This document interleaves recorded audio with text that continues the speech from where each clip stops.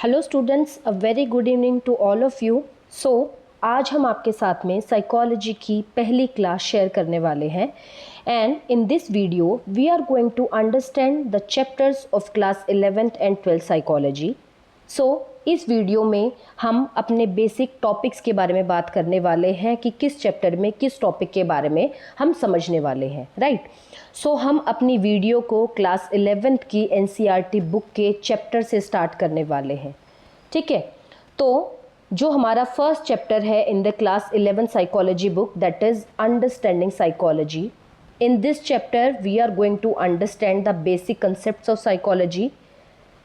Actual में आप नया नया सब्जेक्ट जब ऑप्ट कर रहे हो तो हम सबसे पहले क्या करते हैं, उस टर्म के बारे में आपको एक बेसिक इंट्रोडक्शन प्रोवाइड करते हैं।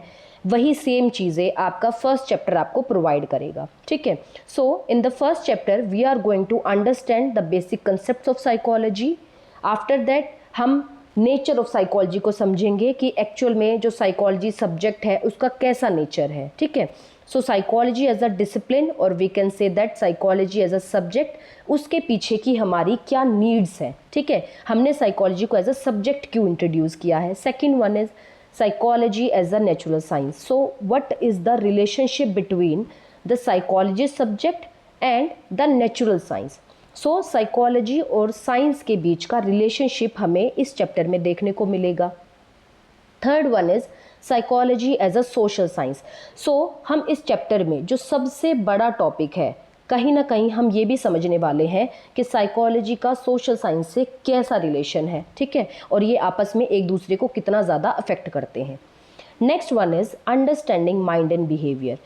इन this topic we are going to understand the relationship between our mental processes and our responses. तो मेरे मेंटल प्रोसेसेस जिस तरीके से काम करते हैं उसका मेरे बिहेवियर पर क्या अफेक्ट पड़ता है, इन दोनों के बीच के रिलेशनशिप को हम कहाँ पढ़ने वाले हैं, understanding mind and behaviour topic में पढ़ने वाले हैं। Next one is popular notions about the discipline of psychology. Popular notions क्या हैं साइकोलॉजी से रिलेटेड, आपके पहली धारणाएं क्या बनी हुई हैं इस टर्म को लेके। लोगों को लगता है कि साइकोलॉजी में लोग क्या करते हैं, हिप्नोटाइज करते हैं, ठीक है। तो इन सभी नोशंस को ब्रेकआउट करने के लिए इस टॉपिक को आपको इंट्रोड्यूस किया गया है, right. Next one is evolution of psychology. बाकी सब्जेक्ट्स की तरह साइकोलॉजी भी एक ऐसा सब्जेक्ट है जो बाय द टाइम इवॉल्व होता रहा है और उन सभी इवोल्यूशंस को हम कहाँ पढ़ने वाले हैं, इन दिस स्पेसिफिक टॉपिक, ठीक है। Next one is development of psychology in India. हम अभी तक जो अपनी साइकोलॉजी 11th और 12th क्लास में पढ़ रहे हैं, these are mostly based on the western psychology, लेकिन फिर भी हमने साइकोलॉजी को अपने इंडियन कंटेक्स्ट में कुछ इस्टेब्लिश किया हुआ है, तो उन डेवलपमेंट्स के बारे में हम इस स्पेसिफिक टॉपिक में पढ़ने वाले हैं, right. Next one is the branches of psychology. Branches of psychology जो हमारा टॉपिक है, ये आपको एक बेसिक अंडरस्टैंडिंग प्रोवाइड कराएगा between the relationship of psychology with other fields. मतलब इस साइकोलॉजी सब्जेक्ट्स का अदर फील्ड्स में क्या इम्प्लीमेंटेशन है, ठीक है। Next one is psychology and other disciplines. हम जब ब्रांचेस की बात कर रहे थे तो हम अदर फील्ड्स के बारे में बात कर रहे हैं कि हम दूसरी फील्ड्स में साइकोलॉजी को कैसे इम्प्लीमेंट करते हैं। But when we are talking about psychology and other disciplines, here we are talking specifically about the relationship of psychology with the other subjects, ठीक है। तो हमने साइकोलॉजी को अलग अलग सब्जेक्ट्स के साथ में रिलेट कराया है कि दूसरे सब्जेक्ट्स का साइकोलॉजी से क्या रिलेशन है, ठीक है। And last the most important topic is psychology in everyday life. हम साइकोलॉजी को नोइंगली और अननोइंगली हमारी डेली लाइफ में हर जगह इम्प्लीमेंट करते हैं। उस इम्प्लीमेंटेशन को हम कहाँ अंडरस्टैंड करने वाले हैं, इस टॉपिक में समझने वाले हैं, ठीक है। हमारी जो बेसिक अंडरस्टैंडिंग थी of the topics given in the first chapter, वो हमारी क्या हो चुकी है, कंप्लीट हो चुकी है। Next one is chapter second, methods of inquiry in psychology. In the second chapter we are going to understand the assessment methods to collect the data, ठीक है।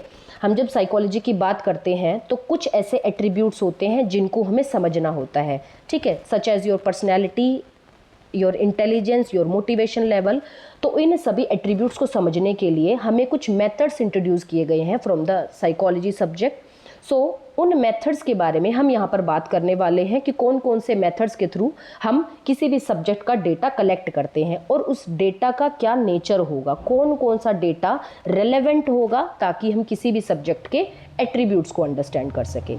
ठीक है, कुछ एथिकल इश्यूज भी हमें क्या फेस करने पड़ते हैं, इस रिसर्च के थ्रू फेस करने पड़ते हैं। तो क्या क्या ऐसे एथिकल इश्यूज हैं जिनको हमें ध्यान में रखना होगा इस प्रोसेस के थ्रू कि जब हम किसी भी एट्रीब्यूट को इंक्वायर करते हैं, किसी के डेटा को कलेक्ट करते हैं, तो उस दौरान हमने किन किन इश्यूज को फेस करना पड़ सकता है, उन सभी चीज़ों के बारे में भी अंडरस्टैंडिंग ये चैप्टर आपको प्रोवाइड कराएगा। ठीक है, now third chapter is totally based on the human development.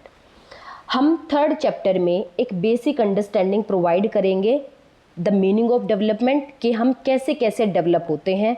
ठीक है, हमारा लाइफ स्पैन पर्सपेक्टिव कैसा है, कि जो हमारा डेवलपमेंट है वो कितना मॉडिफिएबल है, ठीक है, कितना फ्लेक्सिबल है, और दूसरे डिसिप्लिन्स हमारी डेवलपमेंट से कैसे रिलेट करते हैं। ठीक है, next topic is factors influencing development.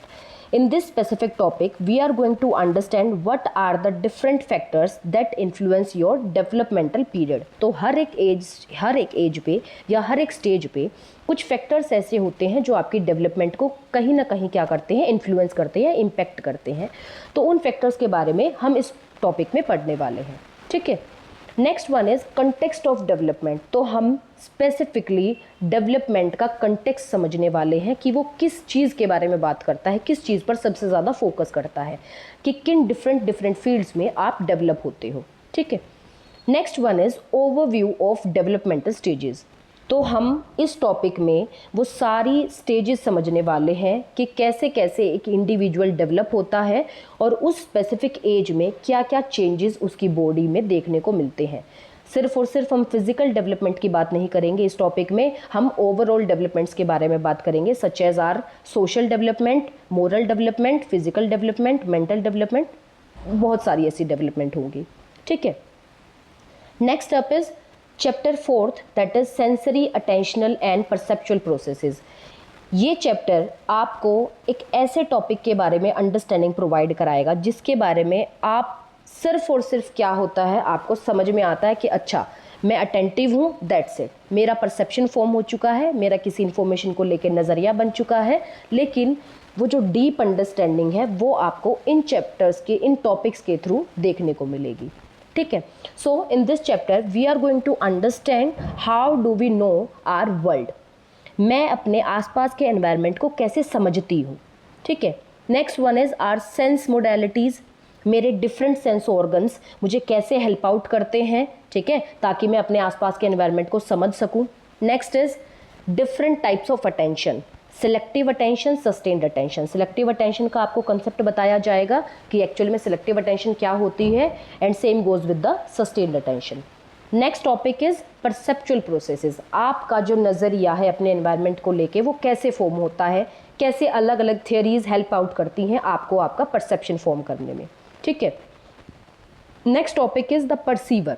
Who is the perceiver? We are the perceiver, क्योंकि हम क्या करते हैं, अपना परसेप्शन फॉर्म करते हैं। तो यहाँ पर आपको इंट्रोड्यूस कराया जाएगा विद द परसीवर। ठीक है, next is principles of perceptual organization. क्या क्या ऐसे प्रिंसिपल्स हैं जो आपके परसेप्चुअल को ऑर्गेनाइज करने में हेल्प करते हैं, क्या क्या ऐसे प्रिंसिपल्स हैं जो सब के लिए क्या होते हैं, जनरलाइज किए जाते हैं। ठीक है, next is perception of space, depth and distance. So इन तीनों फिनोमेनाज के बारे में बात करेंगे कि इन तीनों ही चीज़ों के बारे में कैसे आपका परसेप्शन फॉर्म होता है। Next is perceptual constancies. यहाँ पर भी हम अपने परसेप्शन से रिलेटेड जितने भी इंपॉर्टेंट टॉपिक्स होंगे, जितने भी इंपॉर्टेंट फैक्टर्स होंगे, उनके बारे में डिटेल्ड एक क्लास करेंगे। ठीक है, नेक्स्ट इज इल्यूजन।